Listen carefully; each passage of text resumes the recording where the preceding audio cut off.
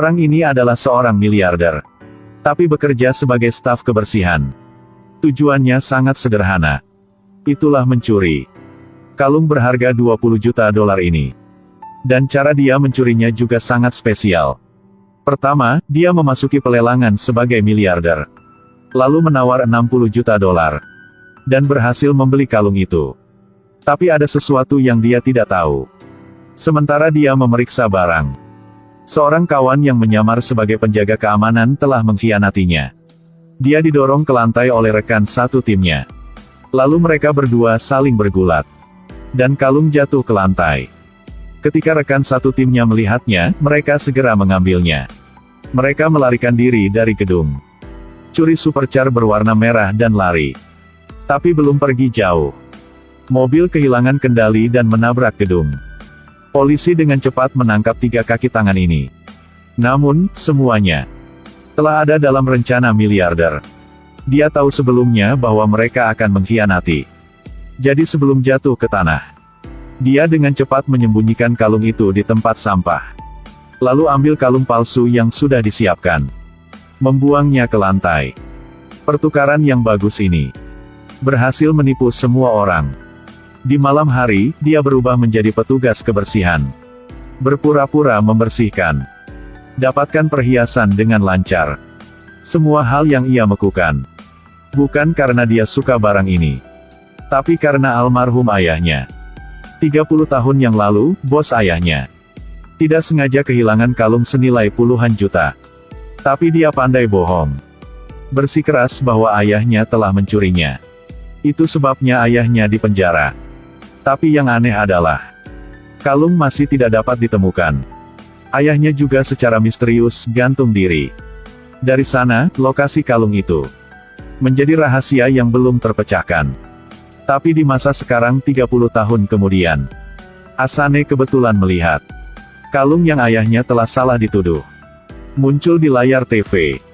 Apalagi putri bos ayahnya sedang mengadakan lelang di Louvre Museum. Mungkinkah ayahnya difitnah secara terang-terangan untuk menyelidiki mengapa itu dicuri? Makanya Asane memberanikan diri untuk berkomplot untuk mencurinya. Setelah itu, Asane membuat janji untuk bertemu putri bos, yang bernama Juliet, di taman. Dia mengatakan kepadanya secara langsung bahwa dia mencuri gelang itu. Dia bisa mendapatkannya kembali kapan saja. Tapi harus memberitahu dia mengapa kalung itu muncul di Museum Louvre. Juliet benar-benar tidak tahu apa-apa. Katanya kalung ini 5 tahun yang lalu, ayahnya membelinya dari seorang pedagang perhiasan. Lihat, Juliet tidak berbohong. Asane cepat pergi. Dia pulang, membuka koper berisi sisa-sisa peninggalan ayahnya. Dia akhirnya menemukan petunjuk dari surat ayahnya. Dalam surat ayahnya menulis bahwa jika dia bisa menemukan Mark, dia akan menemukan kebenarannya. Pria ini juga berada di penjara bersama ayahnya saat itu. Jadi, Asane menyusup ke penjara, berhasil menemukan seseorang bernama Mark. Mark terungkap ke Asane sebelum ayahnya bunuh diri, meninggalkannya sebuah buku. Ikuti petunjuk Mark. Asane menemukan buku yang ditinggalkan ayahnya. Ada beberapa kata dalam buku yang disorot dalam huruf tebal oleh ayahnya. Setelah menyatukan kata-kata ini, lalu bentuklah kalimat lengkap. Ternyata ayahnya diperkosa oleh seorang wanita bernama Ana. Untuk saat ini, temukan saja Ana, maka dapat mengungkapkan rahasia ini. Tetapi ketika kebenaran secara bertahap terungkap, lalu Asane tiba-tiba bunuh diri untuk membalaskan dendam untuk ayahnya.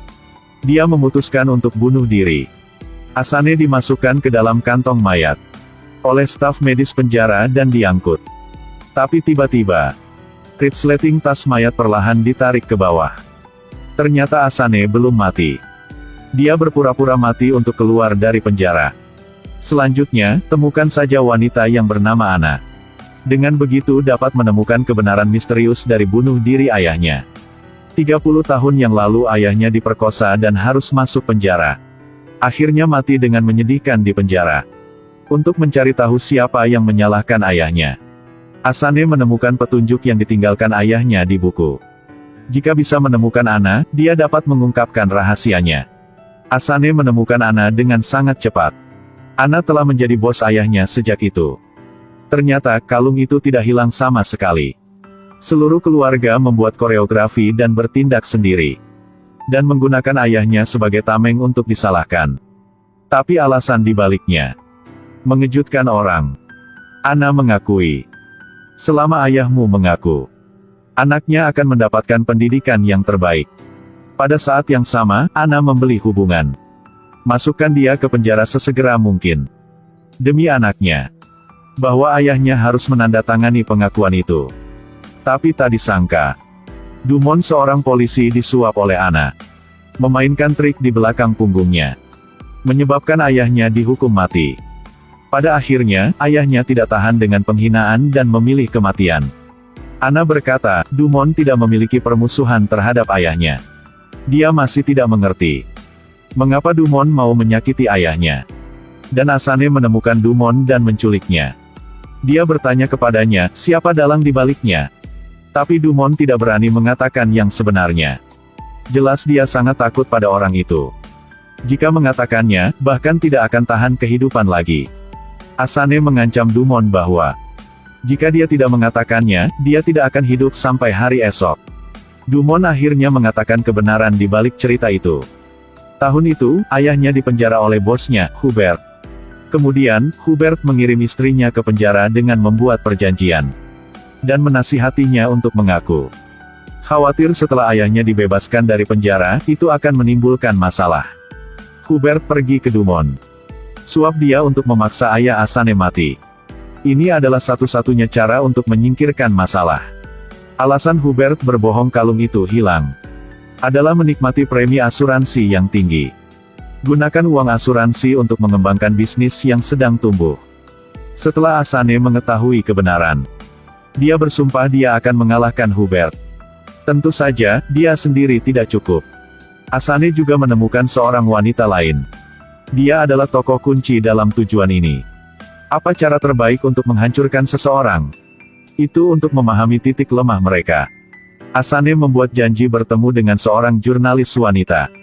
Tahun itu, dia sendiri yang memegang bukti untuk membuktikan bahwa Hubert harus mengkhianati negara. Karena itu dia menderita penindasan dari masyarakatnya. Kehilangan pekerjaan, kehidupan didorong ke dasar masyarakat.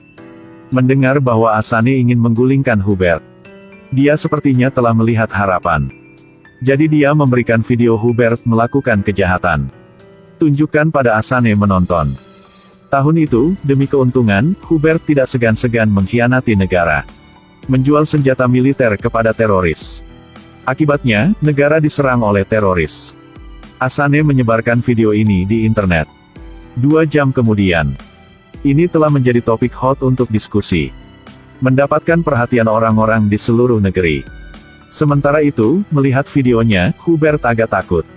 Pada saat ini, lusinan reporter mengepung pintunya. Ingin dia mengatakan yang sebenarnya tentang kejadian itu.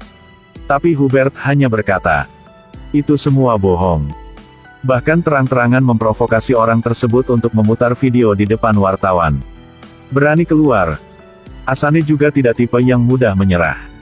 Dia berpura-pura menjadi orang tua. Langsung ke stasiun TV. Bersiap untuk mengungkap semua kejahatan pengkhianatan negara oleh Hubert. Tetapi dia tidak bisa menyangka bahwa dia meremehkan kekuatan uangnya. Dialog dalam video telah diubah. Ternyata, Hubert menyuap penyiar. Ubah isi siaran. Dan mengirim seorang pembunuh ke lokasi syuting. Untuk menghancurkan Asane. Untungnya, Asane adalah seorang ahli. Dengan mudah mengalahkan pembunuh setelah beberapa gerakan. Lolos keluar dengan lancar. Namun, jurnalis wanita sekarang kurang beruntung. Pembunuh yang dikirim Hubert telah menemukan rumahnya. Menginterogasinya tentang alamat rumah Asane. Jurnalis wanita lebih baik mati. Bertekad untuk tidak mengkhianatinya. Saat Asane lari ke rumah dia, kemudian dia menemukan bahwa dia telah digantung di balok oleh seorang pembunuh. Asane harus membalas dendam. Tapi dia harus membawa istri dan anaknya untuk pergi bersembunyi dulu. Seluruh keluarga duduk di kereta api. Tapi, pembunuh Hubert juga melacaknya ke kereta api itu. Seluruh keluarga pergi ke kota lain. Tidak lama kemudian, putranya hilang.